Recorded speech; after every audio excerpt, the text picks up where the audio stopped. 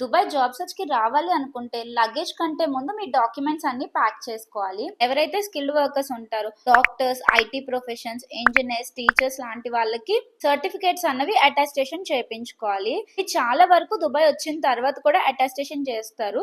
But కొన్ని companies వాళ్ళు ఏంటి అంటే ముందుగానే ఇండియాలోనే అటాస్టేషన్ చేయించుకోమంటారు. సో అలా ఎవరైతే అడుగుతారో వాళ్ళ కోసం ఈ వీడియో చేస్తున్నాను. యుఏఈ ఎంబసీకి మన సర్టిఫికేట్స్ అన్ని పంపించి అటాస్టేషన్ అయితే చేయించుకోవాలి. వీటి కోసం కొన్ని కన్సల్టెన్సీస్ కూడా ఉంటాయి. గూగుల్లో సెర్చ్ చేసినట్టయితే కొన్ని కన్సల్టెన్సీస్ వస్తాయి. కన్సల్టెన్సీ మొత్తం అన్ని చూసుకుంటాయి. సో కన్సల్టెన్సీ త్రూ వెళ్తే ఏంటంటే మనకు కొంచెం పని ఈజీ అవుతున్నట్టు ఉంటుంది. సో ఢిల్లీ పంపించి మన సర్టిఫికేట్స్ అన్ని కూడా అటాస్టేషన్ చేపిస్తారు. ఇంచుమించు ఇండియాలోని దుబాయ్లోని ఒకటే ప్రైస్ ఉంటుంది అటాస్టేషన్ కూడా. నేను చేయించుకున్నప్పుడు అయితే నా ప్రొవిజనల్ సర్టిఫికేట్ నేను చేయించుకున్నాను. అప్పుడు 15,000 రూపీస్ ఏమో అయింది. ఎగ్జాక్ట్ గా అయితే గుర్తులేదు. ఇప్పుడు ఎంత ఉన్నదో అన్నదైతే నాకు తెలియదు. ఎవరికైనా తెలిసినట్టయితే కింద కామెంట్ చేసేయండి.